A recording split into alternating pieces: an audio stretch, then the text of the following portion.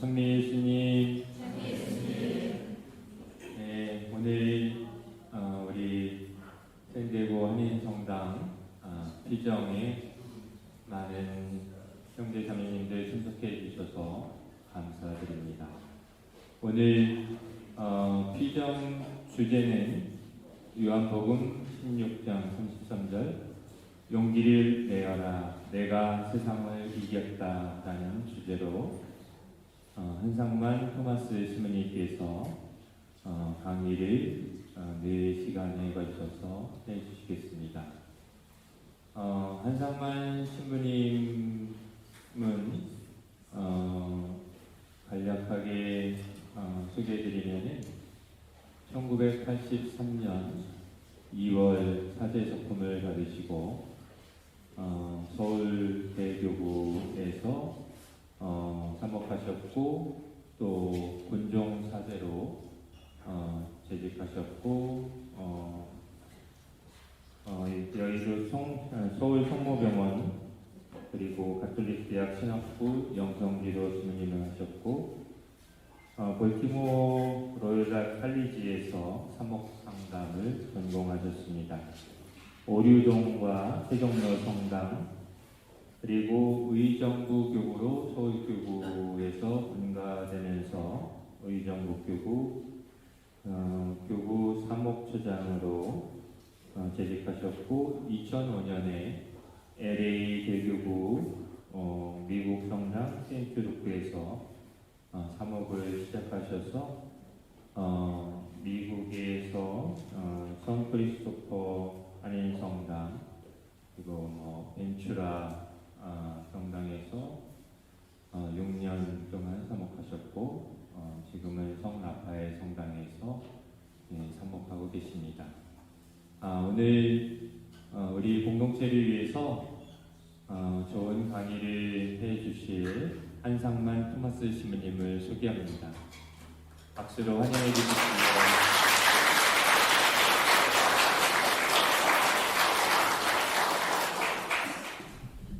네, 신부님 감사합니다. 환영해 주셔서 여러분들께 제가 알고 있는 것, 제가 알고 체험한 것, 그걸 함께 나누면서 부활 준비를 잘 해보도록 오늘 4시간 동안 제가 최선을 다해 보겠습니다.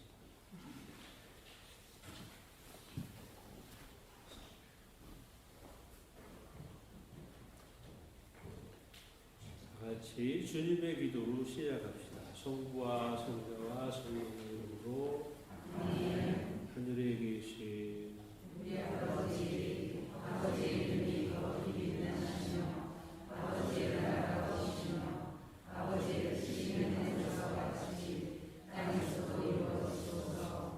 오늘 저희에게 일용할 양식을 주시고 저희에게 잘못한 일을 저희가 용서하오니 저희 죄를 용서하시고 저희를 유혹에 빠지지 않게 하시고 악에서 구하소서. 아멘. 성부와 성자와 성령의 이름으로 아멘. 네, 오늘 이 자리에 여러분이 모이신 것은 피정 때문에 오신 거죠. 그래서 이제 피정과 보통 일반 강의와 구별했으면 해서 일단 이 말씀을 드린 피정은 일반 신앙교육과 구별해서 말하는 단어입니다. 그래서 영어로는 retreat 하지만 한국말로 번역한 피정은 피하에서 고요해진다는 뜻을 가지고 있지요. 그러니까 여러분의 일상생활에서부터 떠나서 침묵 중에 머무른다는 것이 피정의 특징입니다. 그래서 오늘은 제가 일방적으로 여러분들한테 무슨 지식이나 정보를 전달하는 시간이 아니고 여러분이 제가 드리는 말씀을 들으면서 그 말씀을 통해서 전달되는 성령의 인도하심에 의해서 여러분이 하나님을 만나는 시간을 가지려고 여러분의 지향을 주시면 좋겠습니다. 그래서 우선 침묵. 그 침묵이란 그냥 단순히 말 안 하는 게 아니고 마음으로의 침묵을 표현하는 것이고, 그래서 가능한 한 필요 없는 말은 삼가시고 다른 생각도 좀 떠나려고 하시고 그러면서 조용히 머물러 보려고 노력하시면 좋겠습니다. 그래서 오늘 4개 강의를 하겠는데요. 우선 제1강의에서 회개라는 주제로, 두 번째로 생명의 주님에 대하여, 세 번째로 십자가를 짊어진 주님에 대해서, 그리고 마지막으로 부활에 대한 이야기를 하려고 합니다. 제가 드리는 이 말씀을 이제 이 시간에, 강의 시간에 들으시고 쉬는 시간에 여러분들이 침묵 중에 여러분을 이끌어 주시는 성령의 도움으로 하나님을 만나려는 노력을 하시면서 하루를 지내봤으면 좋겠습니다. 그래서 그렇게 하는 과정을 가장 잘 표현한 하나의 성인의 조언이 있는데요. 알퐁소 성인이 이렇게 말씀하셨어요. Entrate tutti, manete soli, exite ali. 그랬습니다. 무슨 소리인가 하면 들어올 때는 전부 다 들어와라. 그 말은 여러분이 여기 오셨는데 집에 두고 온 걱정거리를 가지고 들어오시면 전부 다 들어오신 게 아니죠. 여기 몸은 있어도 생각은 그걸 하고 있을 거 아니에요? 그러면 여기 있는 동안에 이 말씀을 통해서 우리 이끌어가려는 성령께 내가 이끌려 갈 수가 없겠죠. 그래서 다 들어와라 이렇게 말했답니다. 그 다음에 마네테 소울리 그랬어요. 머무를 때 혼자 머무러라 이렇게 얘기합니다. 여기 와 있긴 한데 여기서 옆에 있는 사람 눈치를 보고 옆에 사람과 뭐 인사해야 되고 저 사람의 어떤 마음 상태일까 살피고 이렇게 하는 일을 하고 있으면 여기 있어도 그 효과를 누리지 못하게 될 거다. 그렇죠? 그래서 이제 그렇게 홀로 머물러라 이렇게 말하는 뜻은 다른 사람들과 동떨어져서 홀로 고독하다는 뜻이기도 하지만 그 고독은 하느님을 만나기 위한 고독이다. 하는 걸 생각하시고 혼자 머문다는 뜻을 잘 실천해 보려고 하시면 좋겠고, 엑시테 알리 그랬어요. 나갈 때는 다른 사람이 돼서 나가라 이렇게 한 거예요. 그러니까 일상생활에 부대끼고 살던 그것들을 걱정거리들 해결하지 못한 거 다 있겠지만 떨쳐내고 완전히 다 들어오시고 여기서 홀로 머무르시고 성령께서 여러분 마음을 움직이시는 대로 나를 맡겨서 이끌려 가다가 보면 엑시테 알리 나갈 때는 다른 사람이 돼서 나간다. 성령에 의해서 내가 바뀌었다. 변화가 이루어지는 시간이 바로 이 피정에서 벌어지는 일이다 하는 거죠. 그래서 그런 마음을 가지고 오늘 제가 안내해 드리는 이 말씀을 통해서 여러분이 하느님을 만나는 일, 그거를 오늘 하는 거다. 이렇게 마음을 먹으시고 이 시간을 시작했으면 좋겠습니다. 그러니까 제가 드리는 말씀을 뭐 바라 적으려고 하시지도 말고 그냥 들으세요. 그래서 제가 아무것도 준비하지 말라 그렇게 한 거예요. 무슨 뭐 여기다가 뭐 파워포인트로 보여주고 뭐 어쩌고 저쩌고 하는 거, 이것은 피정과 어울리지 않는다. 또 칠판에다가 적어가면서 그럴 필요가 없다. 왜냐하면 이것은 하나님에 대한 정보를 제공하는 시간이 아니기 때문에 그렇다. 그러니까 성경에 말하는 지식, 하나님에 대한 지식, knowledge는 무엇을 말하는가 하면 경험을 말하는, 체험을 말하는 거죠. 하나님을 부딪혀서 알게 된 지식, 그것을 말하는 것이기 때문에 그것을 기억해서 적어 놓으려고 할 이유가 도무지 없다. 그러면 첫째 강의를 시작하겠습니다. 회개라는 주제로 말하는데요. 사순식의 전례 정신은 회개죠. 이때 우리가 제일수요일 여러분들 지내셨죠? 이마에 재를 얹으면서 말했었잖아요. 사람아 너는 먼지이니 먼지로 돌아갈 것을 생각하여라. 이렇게 시작해서 이때 같이 읽은 성경 말씀은 요엘서를 읽었죠. 요엘이 말했어요. 옷이 아니라 너의 마음을 찢어라. 주 너희 하느님에게 돌아오노라 그랬어요. 그는 너그럽고 자비로우니 분노에 더디고 자애가 크니 재앙을 내리다가도 후회하느니라 이렇게 말했어요. 우리가 우선 이제 돌아서다라는 말로 회개를 표현했는데요. 이 돌아서다를 표현하는 히브리 단어 숲이라는 단어는 돌아서는 것을 전인격적 돌아섬을 표현한 단어였어요. 그래서 무슨 소린가 하면 사람이 죄를 지어서 하느님께 등을 돌렸던 거 아니에요? 그러므로 하느님께서도 그 사람에게서 얼굴을 외면하셨겠죠. 그래서 돌아서라는 거야. 돌아서는데 그냥 형식으로만 돌아서는 게 아니라 마음을 짚고죠. 전인격적 회심, 돌아섬을 요엘이 선포한 거죠. 그래서 그렇게 돌아서는 것, 즉 하느님을 향해서 돌아서는 것을 repent, 회개라고 한다. 그러면 일방적으로 사람만 돌아서느냐? 그게 아니라 하느님 편에서도 돌아서신다. 하느님이 돌아서시는 것은 relent다. 그러니까 사람이 돌아섰더니 하느님께서도 외면했던 얼굴을 다시 보여주신다. 그러므로 회개는 단순히 일방적인 고백의 형식으로 이루어지는 것이 아니고 하느님과의 화해가 이루어지는 것을 회개라고 한다. 그 말이에요.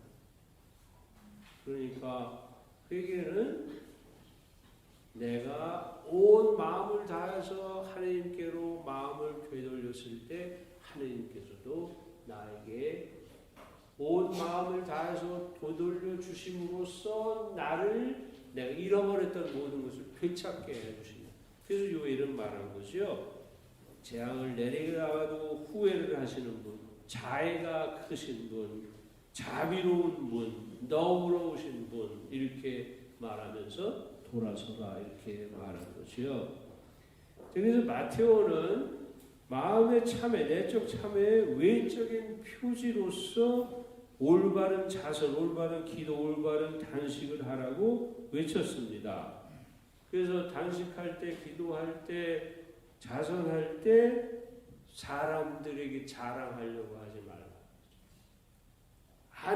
하느님에게만 보이도록 해라. 이렇게 요구합니다. 그러니까 오롯이 하느님께. 그러니까 이런 외형적인 행동을 하는 이유가 어디 있느냐? 하느님 때문에 한다. 이런 마음으로 해라. 그렇게 말하는 거죠.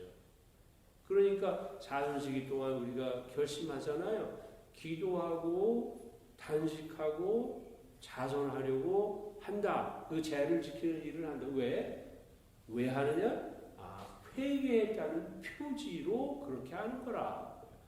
그래서 여러분들이 사순시기 시작했고 이미 중반쯤 왔는데 기도 열심히 하고 계신가요?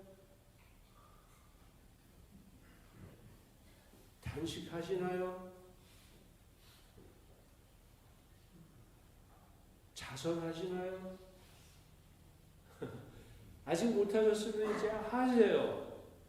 단식이라는 것이 시작이, 단식은 그냥 음식을 안 먹는 게 단식이 아니에요. 옛날에 단식을 시작할 때 가난한 사람한테는 단식하라고 안 그랬어요.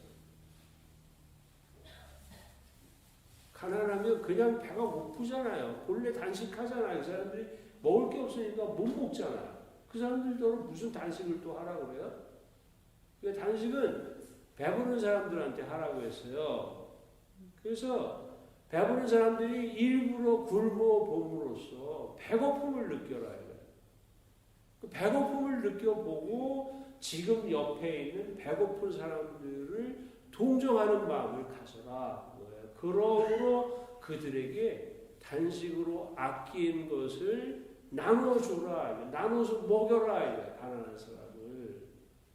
그게 단식의 뜻이고 자선의 뜻이에요. 그러니까 단식한다면서 자선 안 하는 건 거짓말인 거예요.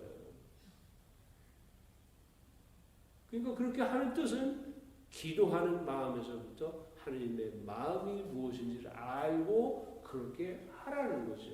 그러니까 이걸 해도 되고 안 해도 되는 게 아니고 회개했다는 걸 증명해라. 행동으로 보여라. 그렇죠. 그러면 행동으로 보이는 회개의 방식은 세 가지로 교회는 옛날부터 지켜온 거라. 기도하고, 즉 기도 중에 하나님 말씀을 듣고 거기서 깨달은 대로 그것을 실천하기 위해서 단식하면서 자기의 본능조차 꺾으려고 하고, 그렇게 해서 하느님 뜻대로 가난한 사람을 사랑하는 실천을 하려고 자선하는 일을 해야 된다. 이건 안 해도 되는 게 아니란 말이에요. 그러니까 여태까지 못하셨어도 지금부터라도 하세요. 그 많은 사람들이 뭐 엄청나게 결심을 하고 이걸 해야 되는 것처럼 생각하면서 머뭇거리고 안 하는 변명을 그런 것들로 삼으려고 하지만 그렇게 하면 안 돼요. 작은 것이라도 하루에 30분, 적어도 30분 기도하시고 단식하시고 그리고 자선하세요. 그러니까 가난한 사람은 아무도 구제할 수 없어요. 그러나 지금 배고픈 사람에게 한 끼의 밥은 먹일 수 있어요. 구체적으로 시작하세요. 회개해야 된다 이렇게 말하는데 그럼 왜 회개해야 된다고 하느냐? 죄 때문에 그렇다. 죄. 그럼 죄가 뭐냐? 죄가 뭐냐? 그 많은 교우들이 그렇게 고민하세요. 죄. 글쎄 딱히 내가 무슨 죄를 졌나? 아닌 것 같은데 근데 또 때가 됐다고 판공성사를 한다네? 그럼 죄도 없는데 내가 죄를 만들어서 가서 고백을 해야 되나? 이렇게 헷갈린단 말이에요. 그럼 내가 죄가 없나? 그랬더니 아니에요. 여전히 마음이 무거워요. 가슴에 발덩어리를 갖고 사는 것 같아요. 그러니까 떳떳하지 않은 거예요. 그러니까 뭐 성당에 오면 괜히 주눅 드는 것 같고 그래서 성당에 가서 자리 잡는 걸 보니까 저 뒷자리에 가서 숨은 데 가서 그렇게 앉으려고 그러고 이유가 바로 내가 자유롭지 않아서 그렇다고. 뭐 때문에? 이상하게 나도 분명하게 인식하지 못하는 막연한 죄의식 이걸 가지고 있다. 그러면 여기서 우리 이해해야 될 필요가 있죠. 죄가 뭔지 도대체 내가 그럼 고백해야 된다면 고백해야 될 죄가 분명히 무엇인지 내가 분별하고 인식하고 있어야 될 거 아니에요? 그래야 성사를 봐서 용서를 받고 그러므로 해방되고 이걸 느낄 거 아니에요. 그래서 드리는 말씀이에요. 죄는 무엇인가? 아우구스틴 성인은 이렇게 말했어요. 죄는 영원한 법에 어긋나는 말이나 행위나 욕망이다. 너무 간단한 정의인데 이것을 이해하기 위해서는 원죄 이야기를 되돌려 생각해 볼 필요가 있어요. 원죄. 여러분 창세기 3장에 나오는 원죄 이야기 다 아시죠? 모르세요? 가만히 계세요. 원죄 이야기 한번 생각해 봅시다. 하나님은 우선 성경의 저자, 이 창세기 3장의 저자는 야훼스트 저자라고 성경학자들은 구별해요. 그럼 이 저자 이름을 말하는 이유는 뭐냐면 이 저자들이 가지고 있는 그 문장을 작성한 그 신학은 무엇인가 하면 이들은 하나님을 의인화시켰어요. 그러니까 하나님이 엄밀하게 말하면 하나님은 사람이 아니죠. 하나님은 존재 자체가 우리의 인식 밖에 계신 분이에요. 우리와 같은 방법으로 존재하시지 않아요. 그러니까 하나님은 바람이에요. 영이시죠. 그 영은 루아. 그러니까 바람이에요. 숨 같아요. 그는 자유롭게 다니시고 형체도 없고 어떤 모양으로든지 나타나실 수 있고 그분에 대해서 인간의 언어로 표현할 길이 없거든요. 그래서 이 야훼스트 작가들은 어떻게 작품을 구성해서 성경을 우리들에게 남겨주는가 하면 하느님을 사람으로 의인화 작업을 거쳐서 사람처럼 일종의 설화 형식으로 동화 같은 이야기를 통해서 하느님에 대한 것을 알아듣도록 우리들에게 일종의 우리가 갖고 있는 그 인지 능력을 자극해서 하느님을 알아듣도록 하는 방법으로 이 작품을 구성했다고 보는 거죠. 그럼 하느님은 어떤 분이시죠? 창조주시다. 창조주라는 작업을 어떻게 하셨는가를 표현하기를 흙을 가지고 사람을 만드시더라. 그 표현한 거예요. 그럼 여기서 흙, 진흙이라고 한 거예요. 우리가 제일 수요일날 여기서 바른 흙으로 돌아라고 하는 거. 바로 그 소재를 이용해서 상징성을 이용해서 메시지를 전달하는 거죠. 그러면 사람을 어떻게 만드셨는가? 아무것도 아닌 흙으로 하느님은 만드시더라. 흙덩이를 가지고 사람을 만들어 놓고 그것이 살아있는 존재가 하실 수 있는 분이시 하느님이시다. 동화 이야기 같은 이걸 통해서 그 메시지를 전달하는 거죠. 그래서 어떻게 했었다고? 그 만들어 놓은 사람으로 만든 흙으로 만든 사람의 형체의 코에 숨을 불어넣으시더라. 그 숨, 하나님의 날숨, 루아, 히람 말로 번역해서 뉴마라고 했죠. 라틴 말로 번역한 스피리투스라는 이 숨은 뭐 하는 숨이냐? 살아 움직이게 하는 숨이다. 불어넣더니 움직였다. 살아났다. 근데 그러고 보니까 혼자 있더라. 외롭게. 에덴이라는 낙원에 살게 하셨음에도 불구하고 혼자 있더라. 그래서 짝을 만들어준다. 그래서 갈비뼈를 뽑아서 만들었다. 그러잖아요. 그럼 여기서 갈비뼈가 뭘까?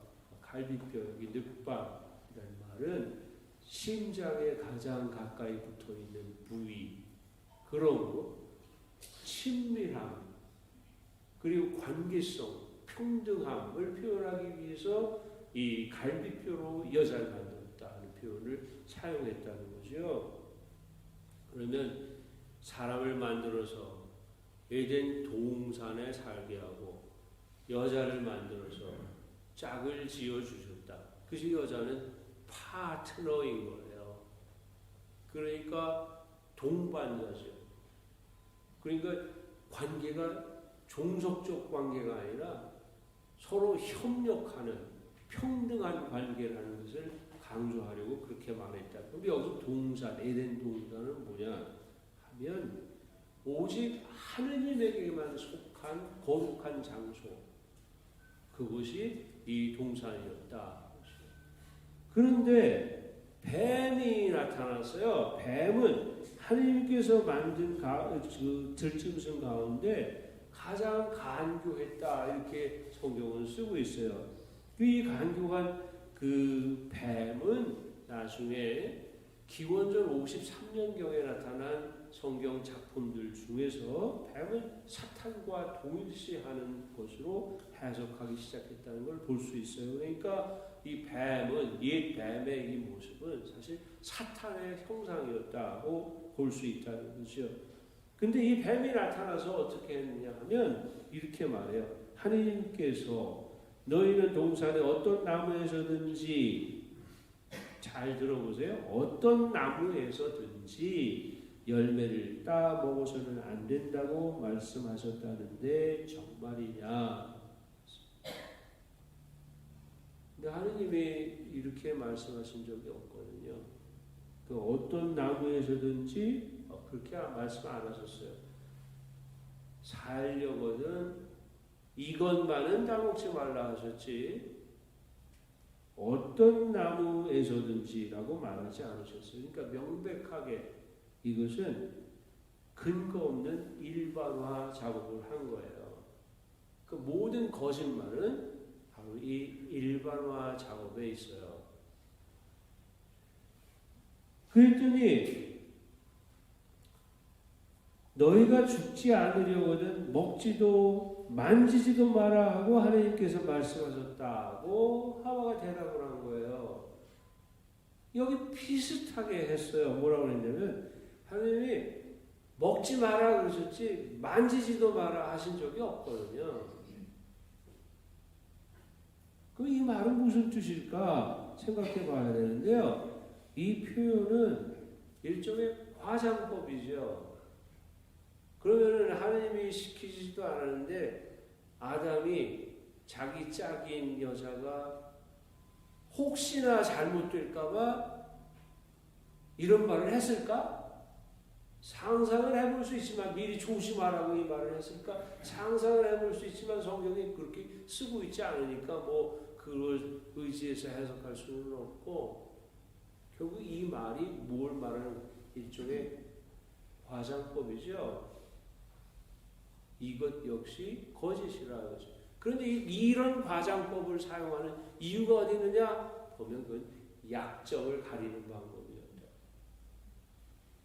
그 약점이 무엇인지 곧 드러나는데 사탄이 즉 뱀이 이렇게 말해서 너희는 결코 죽지 않는다. 너희가 그것을 먹는 날 너희 눈이 열려 하나님처럼 되어서 선과 악을 알게 될 줄을 하나님께서 아시고 그렇게 말씀하신 것이다. 유혹했죠. 말은 참 달콤한 유혹이었어요. 근데 이 유혹이 탐욕을 불러내는 거예요. 슬기롭게 해줄 것처럼 탐스러웠다. 이렇게 성경은 쓰고 있어요. 사탄이 한 이 말을 듣고 여자가 선악을 바라보니까 그 말 한 대로 그렇게 보이더라. 그래서 선악과를 자기도 따먹고 가시다는 남편에게도 주었다. 그랬더니 정말로 그들의 눈이 열려 자기들이 알몸인 것을 알게 됐고 무화과 나무 잎을 엮어서 두렁이를 만들어 입었다 하는 거죠. 여기서 안다는 것, 지식에 대한 극적인 표현을 한 건데요. 알았다 이거예요.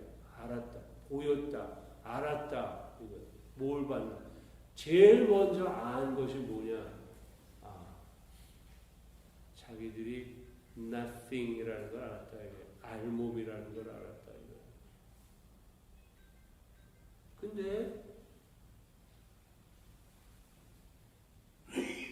그걸 따먹기 전에도 알몸이었잖아. 그걸 따먹고 기껏 알았다는 게 알몸인 걸 안 거예요. 근데 하나님이 나타나시는 소리를 듣자 숨었어요. 알몸이라고 창피하다고 몸을 가렸어요. 그 전엔 괜찮았는데 알았는데 왜 이렇게 됐나?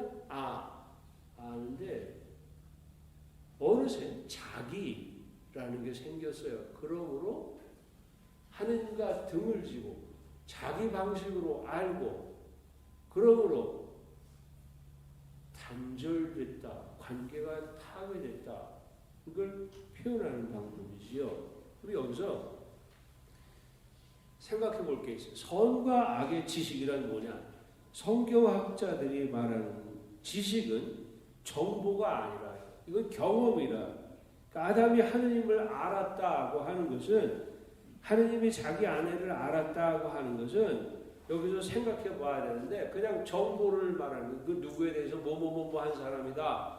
그러니까 아까 신부님이 저를 소개하셨는데 뭐 옛날에 어떻게 됐고 어떻게 어디서 살았고 뭐 했고 이건 정보지요. 그걸 갖고서는 여러분이 저를 알았다고 할 수 없지요. 여러분이 저를 정말로 안다면 어떻게 알아야 되느냐면 제가 처음 본당 신부할 때 본당에 일할 때 거기서 천년성취를 받은 사람이 여기 이 중에 한 분이 있다. 그분은 저를 알죠. 그렇게 말하는 안다는 걸 말하는 거예요. 그러니까 여기서 안다는 거는 활동이죠. 행적이죠. 하나님을 안다는 하나님의 진리대로 산다는 걸 의미하는 거예요. 그리고 아담이 하와를 알았다. 이거는 성적으로 결합한 관계를 말하는 표현이에요. 그냥 아는 게 아니에요. 하나가 됐다. 일치가 됐다. 그걸 쓸 때 안다는 말을 한다 이거예요. 그러니까 요한이 말하는 안다, 지식은 생각만 하는 것이 아니라 행하는 것을 말하고, 하느님 안다는 것은 마땅히 그분을 공경하고 찬양하고 경배하는 걸 말한다. 지식은 이같이 실용적이고 인간의 활동을 포함했을 때 성경이 말하는 지식, 난리지에 도달했다고 말하는 거라 그러지요. 그래서 원죄 이야기에서 하느님과 악에 대한 지식은 하느님께 속한 것으로 묘사하고 있다. 선과 악은 하느님만 아시는 것이라고 묘사했다 이거죠. 이것이 선과 선악과를 하나님께서 금지하신 이유라는 거예요. 그럼 지식은 누군가 무엇인가를 소유하는 것이나 마찬가지인데, 즉 소유했다는 것은 지배권을 행사하는 뜻이지요. 그래서 창세기 2장에서 아담더러 만들어 놓은 모든 동물들에게 이름을 붙이라 그러셨는데, 이름을 붙였다 하는 것은 지배권을 행사한다는 거예요. 그런데 선과 악에 대한 지배권은 오직 하느님만의 것이라는 거죠. 그럼에도 불구하고 하느님처럼 되겠다는 탐욕을 가졌어요. 사람이 유혹을 받자. 그럼 하느님처럼이라는 것은 하느님이 되는 거하고는 상관이 없어요. 그러니까 하느님처럼 된다는 것은 그들이 아닌 것이 된다는 것을 의미하는 거고, 그래서 알몸인 것을 보았고 벌거벗은 몸을 가렸다는 표현으로 그들의 심리적인 위기를 표현한 거죠. 그러니까 하나님처럼 되는 것은 하나님이 되는 것과는 다르며, 인간이 이렇게 하느님인 척 하는 것은 필연적인 재앙이다. 그거예요.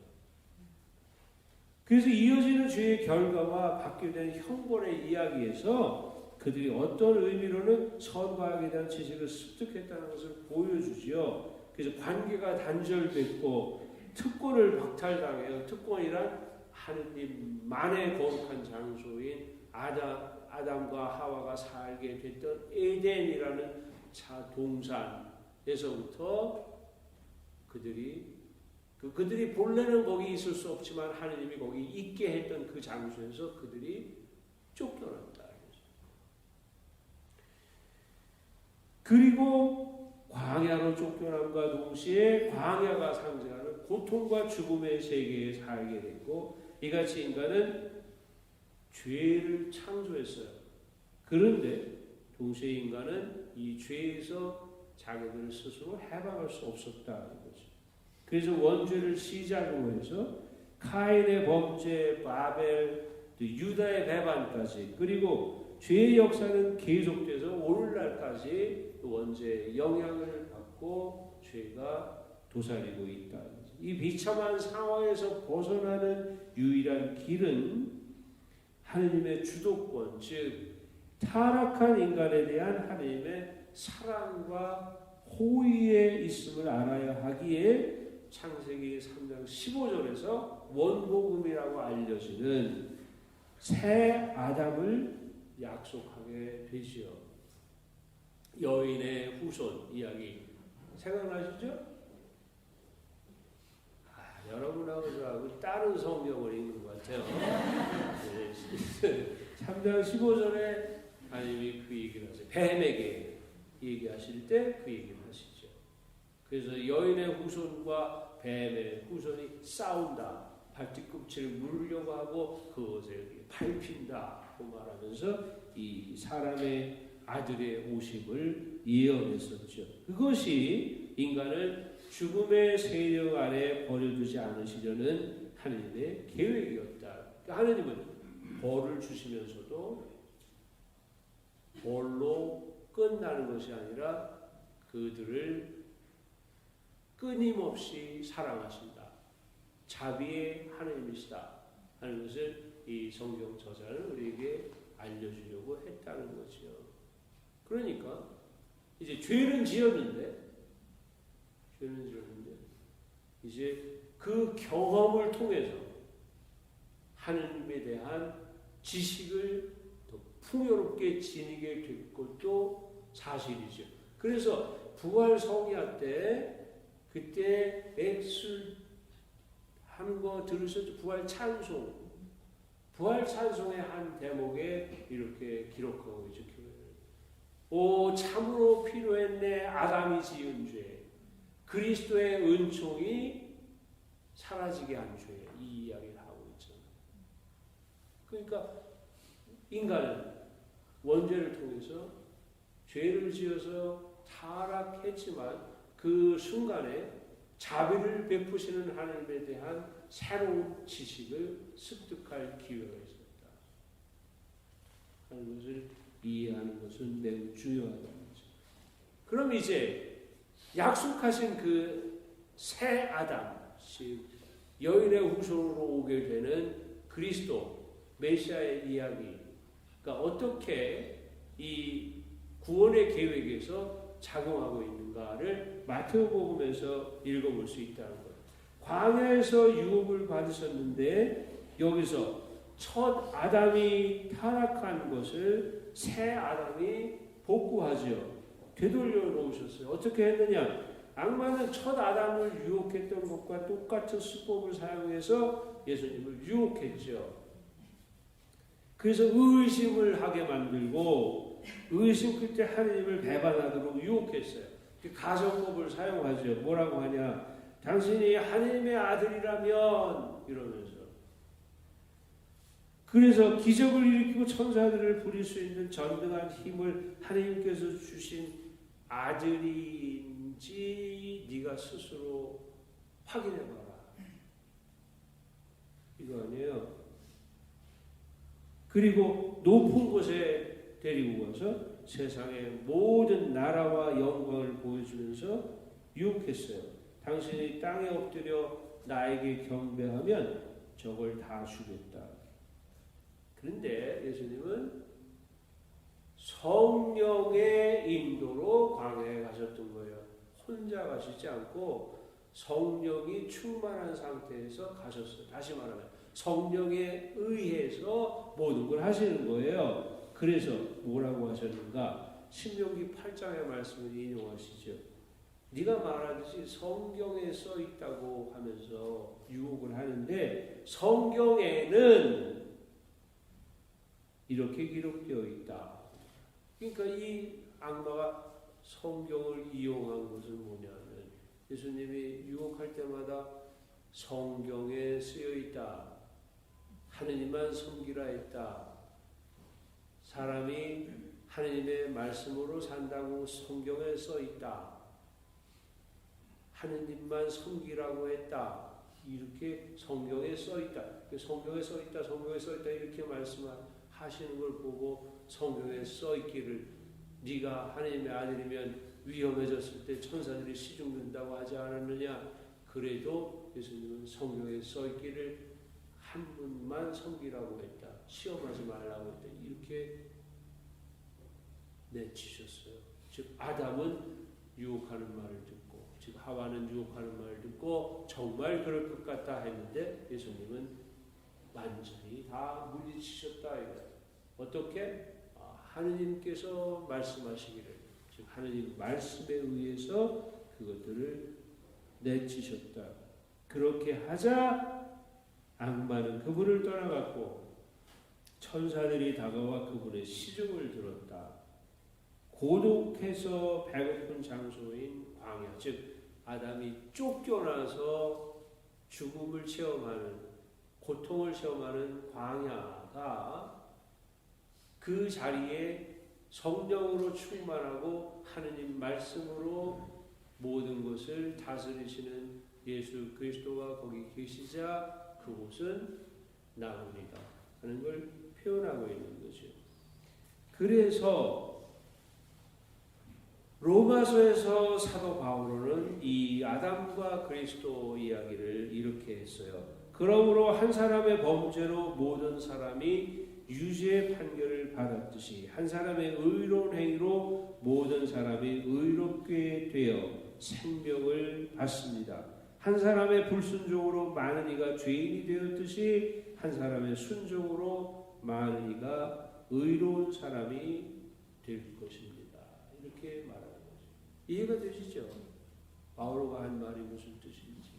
그 예수님이 유혹받으셨을 때 한 것과 아담이 유혹받을 때를 비교해 보면 쉽게 알아들을 수 있는 거죠. 그래서 가톨릭 교회 교리서 397항, 398항은 이렇게 말했어요. 원초적 거룩함의 은총을 잃은 것을 이렇게 정리했습니다. 악마에게 유혹을 받은 인간은 자신의 마음속에 있는 창조주를 향한 신뢰가 죽게 내버려 두었으며 원죄가 무엇인지 말하는 거예요. 자신의 자유를 남용함으로써 하나님의 계명에 불순종하였다. 바로 여기에서 인간의 첫 범죄가 성립하는 것이다. 그 뒤에 모든 죄는 하나님에 대한 하나의 불순종이 되고 하나님의 선하심에 대한 신뢰의 결핍이 될 것이다. 이 죄로 인간은 하느님보다 자기 자신을 더 좋아함과 동시에 하느님을 무시하였다. 곧 인간은 자기 자신을 선택함으로써 하느님을 거슬렀고 피조물로서 자신의 처지가 요구하는 것을 거슬렀으며 결국은 자신의 선익을 거슬렀다.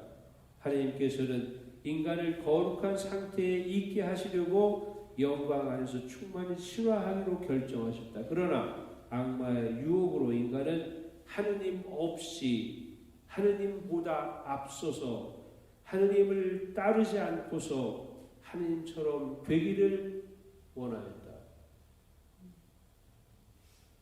그러니까 죄는 모두 이 성격을 가지고 있다. 우리가 짓는 죄들이라는 게 바로 이 원죄의 영향하에 이 성격을 가지고 있다. 그 죄는 결국 뭐예요? 하나님을 싫어하게 만들었죠.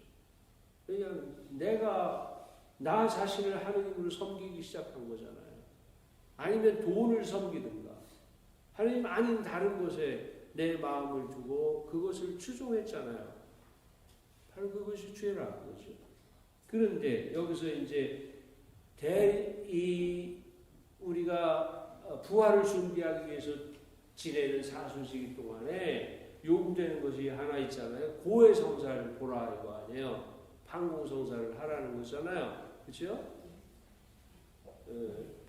부활 때 가장 우리를 걸려넘어지게 하는 것 중에 하나가 이거 아니에요? 고해성사 보라는 거.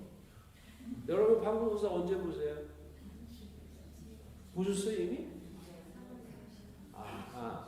그래요. 자 여기서 얘기 한번 해봅시다.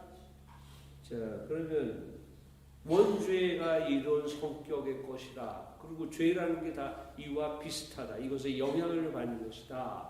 그랬는데 그러면 여러분이 고백해야 되는 죄는 무엇인가를 알고 계셔야 될 거 아니에요? 그렇죠? 근데 이제 이거는 뭐 고해 비밀을 폭로하는 게 아니에요. 제가 그냥 사제 생활을 제가 어느새 40년을 했어요. 근데 그동안에 이렇게 여러 군데 다니면서 보니까 이런 일이 있어요. 사는 게 다 죄지요. 신부님이 알아서 용서해 주세요. 이거 어떻게 해요, 제가 그거를. 근데 또 그 말이 틀린 말을 알잖아요. 사는 게 다 죄예요. 그러면 이제 성사 때 말해야 되는 죄는 뭐냐? 이거 구별해야 될 거 아니에요. 그렇죠? 자, 그러면 성사 때 고백해야 될 죄가 뭔지 말씀드릴게요. 윤리신학에서 말하기를 죄는 고해성사에서 고백해야 될 죄는 완결된 범죄를 고백하는 것이다. 이렇게 말해요. 완결된 범죄. 그거는 바로 이거예요. 자유의지가 개입했을 때 완전한 범죄가 된다.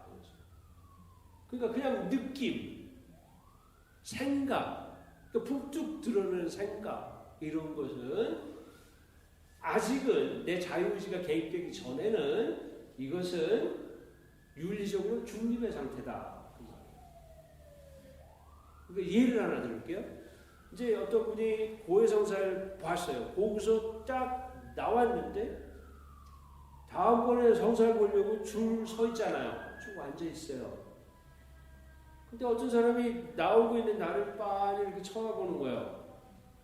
그때 나오자마자 북득 드는 생각과 느낌이 뭐냐면 재수 없이 왜 철학이냐. 자기가 생각을 이렇게 하려고 그런 게 아니에요. 그냥 들었어요. 근데 왜 그랬냐면 내가 그 속에서 뭐 오랫동안 있었다고 기다리는 게 짜증났다는 거야. 뭐야. 이렇게 딱 생각이 든 거예요. 아, 이때는 그냥 그 생각이 들었을 때는 아직은 죄도 아니고 선도 아니라 이거야. 중립의 상태다 이거야. 그럼 이것이 어떻게 완결된 범죄로 이어지느냐 하면 죄는 말과 생각과 행동으로 완성되겠죠. 그럼 말로 완성되는 죄의 경우는 이거죠. 그렇게 딱 생각이 들자마자 재수없어. 그 말로 죄를 완성한 거예요. 근데 생각은 뭐냐? 말은 안 했어요. 차마. 근데 돌아 나오면서 그렇게 쳐다보다가 네가 사파죽이 될 거야. 생각으로 지은 완결된 범죄예요. 행동으로 지나가면서 발을 탁 굴렀어요. 내가 짜증났다는 표시를 한 거죠. 그 행동으로 지은 범죄예요. 만약에 그렇지 않았으면 생각은 그렇게 났는데 느낌은 그랬는데 그 내가 지금 뭐 하는 거야. 이렇게 자각함과 동시에 그 생각을 몰아내려고 그 생각을 떨쳐내려고 애를 썼으면 그것은 오히려 죄를 저항해서 쌓은 공로에 해당된다 이거야. 비록 그 시간이 길어도 내가 이러면 안 되지. 이럴 수 있어? 그러면 안 되지. 그거예요. 구별이 되셨어요? 그러면 이제 뭐예요? 만약에 나쁜 생각 그런 느낌이 들었다 할지라도 그거 자체가 죄가 아니고 그것과 싸워서 그걸 떨쳐내려고 노력을 했으면 그것은 공로에 해당되고 그것에 의해서 생각을 이어가면서 그 생각이 주는 쾌감을 느끼려고 했거나 아니면 그것을 말로 뱉었거나 아니면 그것을 표현하는 행동을 했으면 그것이 완결한 범죄고 그것에 해당해서 고해성사를 봐야 된다. 이거죠. 구분이 되셨죠? 이제 내 자유의지로 개입한 것 그것으로 완성시킨 죄만 죄다. 완결된 범죄다. 그것을 고백하는 거다. 이거죠. 근데 이제 어떤 이들은 이거예요. 개신교 신자들이 특히 그렇죠. 아니 왜 사람한테 가서 고백을 해? 하느님한테 고백을 하고 용서를 받으면 됐지? 이러잖아요. 근데 우리가 그렇게 그 사람들이 하는 말처럼 동의를 하는 건 아닌데 어쩐지 신부님한테 가서 말하려니까 이게 눈치가 보이고 개운치가 않다 이거예요. 그래서 고해성사 기피하는 사람들이 있죠. 자, 여기서 분명하게 그 마음을 이렇게 되돌려 드리겠습니다. 뭐냐 하면 고백을 듣는 사제는 그리스도를 대표하는 거예요. 그러므로 하느님께 내가 용서를 청하는 것을 이 사제가 고해를 듣는 사제가 대행해 주죠. 대신해 주는 거예요. 근데 또 하나 있어요. 뭐냐면 아까 원죄 얘기했을 때 죄의 결과가 뭐예요? 관계의 단절하네요. 즉 사회적 개념이 있단 말이에요. 아담과 하와도 어떻게 됐어요? 하나님이 나타나시자 숨었죠. 하나님과 단절됐고 그 다음에 너 따먹지 말라는 걸 따먹었지? 이렇게 하나님이 아담에게 하니까 말씀하시니까 아니 저 여자가 따줘서 먹었어요. 이래. 근데 그 아담이 처음에 하와가 그 만들어졌을 때 뭐라 그래? 내 뼈에서 나온 뼈요, 내 살에서 나온 살이다. 이렇게 한 그 같은 입으로 지금 얘 탓이에요 이러는 거 아니에요. 그러니까 죄는 그런 결과를 가져온 거예요. 사회성을 갖고 있어요. 사회적 단절이라는 성격을 갖고 있단 말이에요. 그러니까 고해를 통해서 회개하고 되돌려야 될 것은 단순히 하느님과의 관계만이 아니라 공동체 안에서의 분열, 단절도 회복해야 되는 거거든요. 그러면 이 사제는 뭐 하는 사람이냐? 하느님을 대행하는 사람이면서도 동시에 이 사제는 그리스도의 지체인 교회의 일원이라 이거예요. 공동체의 일원으로서 화해를 주관해서 이 고해한 사람이 공동체와 화해했다, 끊어진 관계로 회복했다는 것을 증명해 주는 사람이 고해 사제다 그 말이에요. 그러니까 산에 가서 혼자 울며 불며 통회했다 그래서 용서가 되는 게 아니고 이 인간인 사제를 통해서 이 두 성격, 하느님과의 화해와 단절된 사회 안에서의 다 이웃과의 화해가 이루어지는 것을 알아야 된다. 그러므로 사제에게 고해하는 것은 마땅하다. 그러니까 그걸 부끄러워하지 마시고 저 나를 아실 것 같아서 신부님이 괜히 인간적 체면 때문에 피곤할 것 같고 그러면 판공성사 때 다른 본당의 신부들을 불러오는 이유가 그 양심의 평화를 위해서 그렇게 하는 거예요. 그러니까 그것을 뭐 내가 이렇게 하는 게 치사한 일인가? 그런 생각하지 마세요. 그래서 수도회에서도 고해 신부를 다른 데서 불러오는 것은 그렇게 적극적으로 권장했던 내용이에요. 왜냐하면 수도에 사는데 다 같이 모여 살잖아요. 근데 거기 수련받는 신부나 사제, 수녀나 이 사람이 자기 장상한테 성사를 봐야 되거나 이렇게 되면 좀 곤란하겠어요? 그러니까 잘못해서 뭐 잘못하고 얘기했다가 자기가 불이익을 당할까봐 겁내기도 하고 그런 양심의 문제가 있을 수 있잖아요. 그래서 그의 법은 보호하는 거예요. 불러와라 그랬어요. 그러니까 그렇게 하는 것은 아무 문제가 되는 것이 아니다. 그러니까 성사를 적극적으로 봐야 되는. 어떻게? 교회법이 말해요. 모든 신자는 지성한 성찬을 정하기 시작한 다음에는 매년 적어도 한 번 성체를 정할 의무가 있다. 이 계명은 부활 시기에 이행해야 된다. 교회법 제920조예요. 그럼 이 의무와 고해 성사가 무슨 상관이냐? 부활 영성체는 반드시 해야 된다 이 말이거든요. 그걸 할 준비를 해라 이거죠. 그 준비를 하는데 죄가 없는 사람은 성사할 필요가 없어요. 물론 그런데 만약에 중죄를 지었다면 반드시 성사를 봐야 된다 이렇게 되는 거죠. 그러니까 중죄란 내 자유 의지가 개입되어서 교회가 특별히 정한 그 죽음에 이르는 죄, 살인 이런 것들과 같이 중대한 죄들은 반드시 고백하고 영성체를 해야 된다. 이것을 요구하기 때문에 판공성사를 봐야 된다. 이렇게 말하는 거예요. 이해가 되셨죠? 그래서 여러분이 성사를 잘 준비하시고 부활 영성체를 하겠다는 결심을 새롭게 하시고 이 회개의 기간, 은총을 많이 받는 방법, 마음가짐